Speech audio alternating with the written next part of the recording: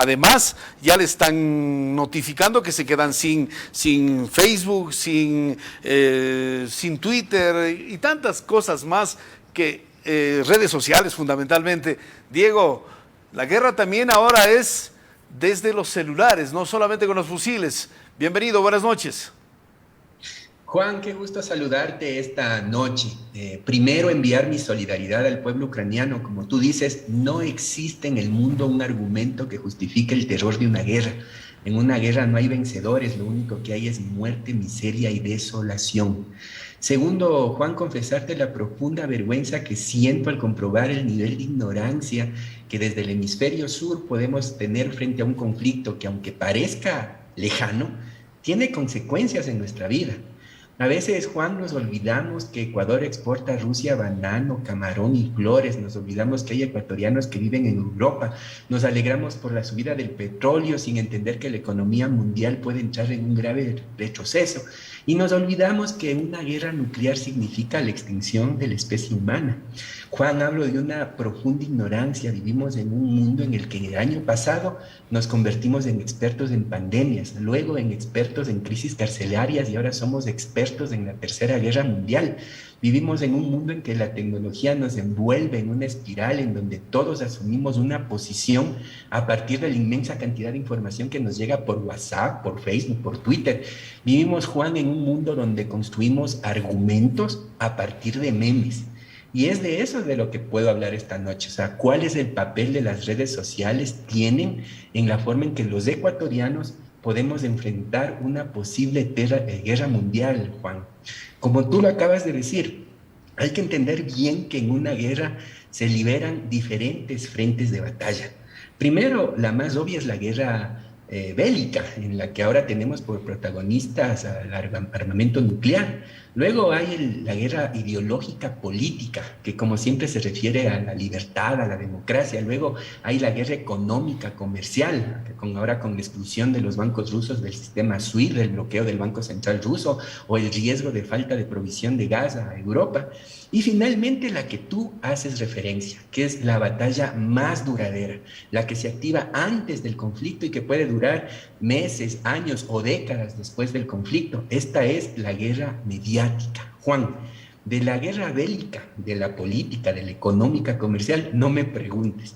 Deberíamos volver a nacer y estudiar un par de décadas acerca de la historia, cultura, economía de Europa para poder siquiera entender lo que está pasando en Europa. Hablemos entonces más bien del papel de las redes sociales en esta guerra mediática a la que haces referencia, Juan. Las cosas están dadas, ¿no? Y ya se siente. Tú haces, Diego, una apreciación muy importante de que, no, ¿cómo acá no pasa nada? Aquí viva el carnaval y todo lo demás, pero ya se siente, se habla de el Ecuador vende a Rusia más de $1.000 millones en los productos que tú has mencionado, y eso significa pérdidas y cierre de plazas de empleo de miles de ecuatorianos. Sumado a lo otro, es que fenómeno, ahora está en 110. La próxima semana, si esto sigue, llegaremos a $200 el petróleo, más plata. Y el momento en que comiencen los conflictos del tema financiero mundial, porque no va a soportar mucho Rusia, decía, no pasa nada. Ya ha ordenado el presidente Putin que los rublos ya no salgan de su país, porque saben que se van a quedar sin dinero, bloqueados con el mundo entero a través de tarjetas y de todo lo demás. La cosa va en serio y es hora de que todo el mundo, la humanidad, si quiere seguir disfrutando de vida, reflexione y haga causa común para acabar de una vez con todo esto, porque ya lo dijo el presidente de Francia, el de los Estados Unidos igual lo está diciendo, sin que sean protagonistas, ellos están manejándose silenciosamente, pero dicen, si él utiliza bombas atómicas, va a recibir con la misma dosis, pero ahí resultamos afectados toda la humanidad. Una guerra nuclear significa la extinción de la especie humana. El otro día en Twitter veía una persona que frente a un video que simulaba cómo se disparan las cabezas nucleares, decían, mira, todas las bombas caen en el hemisferio norte, se destruye Europa, se destruye Estados Unidos y mira, ninguna bomba cae en Sudamérica. Qué ingenuo. en una guerra nuclear, lo que pasa después es el invierno nuclear que afecta a todo el planeta. Nadie escapa de un conflicto nuclear, por eso es mejor no pensar en que eso sea posible. Pero como tú dices, la escalada no lo podemos ni siquiera entender hasta dónde van a llegar estos impulsos y ánimos de Rusia por querer mantener su papel en el plano hegemónico del planeta. Ahora, lo que nos preocupa, Juan, es el tema de cómo esto nos afecta. Y aquí hay una paradoja interesante.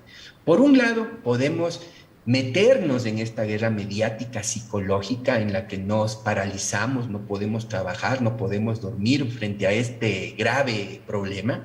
Y la otra es el tema de poder entender y afrontar de una manera inteligente y prudente lo que está pasando. ¿Qué es lo importante, Juan, respecto a las guerras mediáticas? En el siglo pasado, las guerras mediáticas eran controladas por los protagonistas del conflicto. Básicamente, la televisión y la radio se volvían en actores protagónicos en la construcción de los relatos que permiten la construcción de la opinión pública. Pero hoy las redes sociales les quitan este control a las potencias mundiales y ahora podemos estar viendo el relato desde las más insospechadas perspectivas, desde el teléfono de un soldado ucraniano, desde el teléfono de un estudiante ecuatoriano saliendo de Ucrania, desde el teléfono del presidente de Rusia o las declaraciones del presidente de Estados Unidos y desde, la más grave, desde nosotros mismos. ¿Qué es el problema? El problema es cuando nosotros caemos en esta espiral y nos transformamos en los expansores de un relato que probablemente no tiene nada de cierto. Hay que entender que las redes sociales tienen algoritmos de distribución que escogen qué contenido le muestro a qué persona. De esta manera, si tú tienes una posición a favor de Occidente, lo que te voy a mostrar son memes en las que Putin es el tirano. Si tú eres retractor de Occidente, te voy a mostrar memes en que en cambio Putin es un estratega. Cada quien se construye una opinión tan diferente al punto que si tú hablas con un joven que está consumiendo el tema de la guerra a través de TikTok, te va a decir una cosa que no tiene nada que ver con lo que un adulto mayor está consumiendo a partir de Facebook. Y es estas posverdades el mejor caldo de cultivo para que la gente hable, opine, haga de memes argumentos y despotrique de un tema tan desconocido, tan complejo, que nos afecta. Entonces, ¿cuál es la idea, Juan? ¿Cómo consumimos esa información? Sin que nos agobie y nos paralice, pero sin que nos convierta en una ficha más de este escenario mundial en que una opinión pública tiene que construirse para poder movilizar al mundo, Juan. ¿Qué opinas? Claro, lo que tú mencionas, Diego, conversé con una madre de familia riobambeña que su hijo está haciendo su posgrado en Rusia y la pregunta es esa, ¿cómo está su hijo, no? Y me decía, mire, ¿sabe que está prohibido en Rusia? Se bloquearon absolutamente todas las informaciones que no sean la que ellos dicen tener la razón.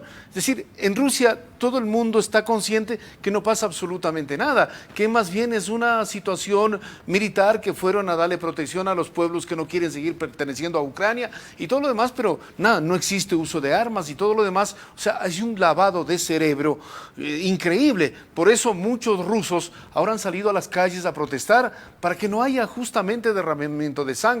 Y lo otro, porque sí vale que me des una opinión, los nuestros, ¿no? Dicen, ya les consiguieron la fórmula de que salgan a Polonia, ahora dicen, no, ahora no queremos volver al país, están obligados a conseguirnos visas para quedarnos en estos otros países. Oye, es increíble, los papás, las mamás llorando porque su hijo vuelva, retorne, y los otros en las redes sociales, ¿a qué va a volver si este país es miserable? ¿A qué va a volver si aquí no hay oportunidades? Oiga, aquí hay una prioridad. Salvar la vida. Mira qué fabuloso que es tu ejemplo. A partir del tema de nuestros compatriotas que estudian allá en Ucrania, el relato es tan diverso. Por un lado, el tema de que nadie les ayuda. Por otro lado, el tema de que ya les ayudamos. Por otro lado, el tema de que ya pueden regresar y por el otro que no pueden regresar. Y frente a esa compleja situación, ¿cómo nosotros nos permitimos opinar al respecto de la situación de estos estudiantes? ¿Quién soy yo para determinar si la decisión de un estudiante respecto a regresar o quedarse es válida o incorrecta? primero debería yo ser un migrante, luego debería haber sido yo un estudiante estudiando en Europa, metido en un conflicto bélico, para poder siquiera opinar. Sin embargo, las redes sociales nos muestran estos escenarios en donde es fácil opinar, despotricar desde la ignorancia. Nuevamente, Juan, sin comprender de que estos medios de comunicación no nos dan la información con el ánimo de informarnos, sino que nos dan la información con el ánimo de engancharnos en una discusión. Entonces, nosotros no podemos ser herramientas para poder replicar si la gestión del señor canciller es positiva o es negativa, o si la decisión de un estudiante de quedarse o venir es positiva o negativa. No podemos asumir este rol de jueces y dueños de la verdad, que lanzamos nuestras opiniones sin tener un poco de empatía. En el caso de los estudiantes, yo sí me pongo a pensar, yo si fuera un papá, no permitiría que mi hijo se quede en ese lugar de Europa. De ninguna manera podría pensar de que se quede o que arriesgue. Pero el tema es que hay que ver la psicología de esas personas que ya tienen lazos familiares, que ya tienen novias, que ya tienen esposas, que han apostado su vida para estar en ese lugar y que tienen el temor de regresar al país, a un país en donde de pronto ese título que están buscando no va a ser reconocido. Mira, típicamente la CENESID les dirá, muéstreme el diploma o los papeles que acrediten que usted estaba estudiando en Europa, cuando no se entiende que probablemente este estudiante tuvo que salir a la madrugada con un par de mudas de ropa a salvar su vida para escaparse de Ucrania. Entonces, no caigamos en el tema de opinar de lo que no sabemos. Si queremos opinar, ahí viene el otro lado fabuloso de los medios de comunicación modernos. El que quiera opinar puede estudiar a profundidad, tener varias versiones y varias perspectivas para permitirse. No caigamos en este juego de polarizarnos, de buenos y malos, de detractores y gente que impulsa. El tema es muy complejo. Ni los mismos europeos entienden lo que les está pasando. Tú mismo dices, mira, ahora en la guerra bélica podemos ver, el día de ayer me parece que le dieron con un misil a una antena de televisión. Así es. Y por el otro lado vimos a Elon Musk que decía que ya está listo Starlink, que es su proyecto de provisión de internet para que haya internet en esa parte de Europa. Y por otra parte vemos cómo se bloquean los medios de comunicación rusas que ya no pueden ser transmitidos en las redes sociales de esos países. Es decir, es tan complejo el asunto que debemos tener cordura. Cordura de que lo único importante en este tema son los actos de ayuda que podemos dar. Desde el más simple, que es rezarle y pedirle a Diosito que esto no se haga más grande, hasta el tema de ser prudente en nuestras declaraciones. El tema es demasiado conflictivo, muy complejo de entender, Juan. ¿Qué te parece? Diego, concuerdo plenamente en lo que tú has mencionado. Quisiera solo preguntarte así al amigo, a Diego, al hombre ilustrado. ¿Qué futuro le ves a este conflicto personalmente? Así tú como Diego, ¿crees que se aproxima una solución o esto se va al barranco?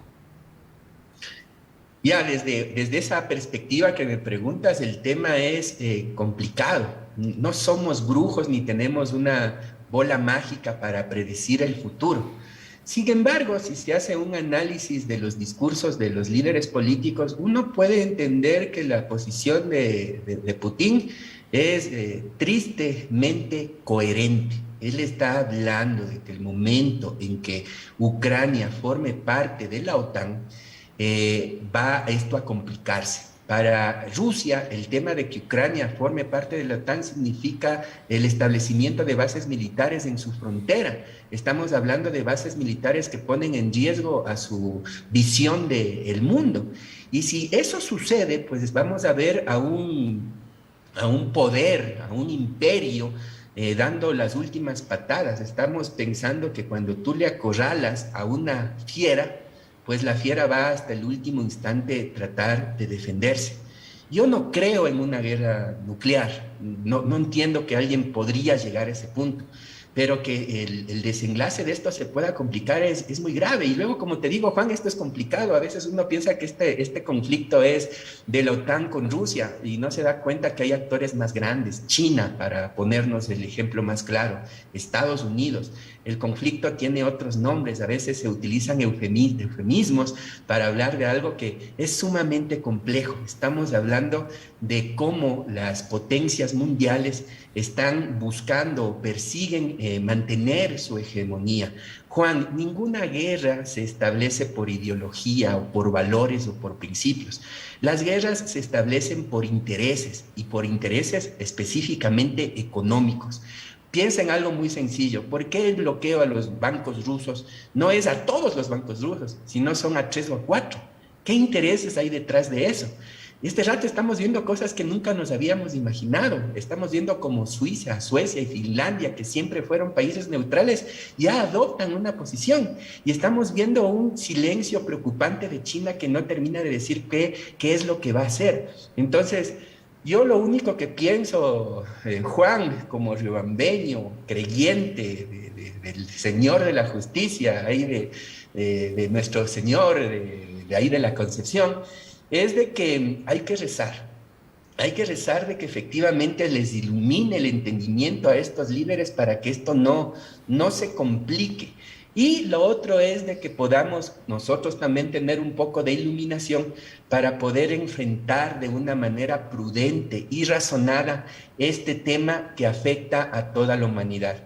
Recemos y crucemos, Juan, los dedos para que esto no se complique al extremo. Muchas gracias, Diego. La próxima semana volvemos a conversar de todo lo que vayamos viendo como novedades. Tú lo has dicho. ¿Qué vamos a pensar que eso iba a suceder? Pero se están presentando esos escenarios que merecen comentarios como los tuyos. Muchas gracias a Diego López Olivares, riobambeño en Quito, haciendo opinión de un tema que maneja a la perfección. Muchas gracias.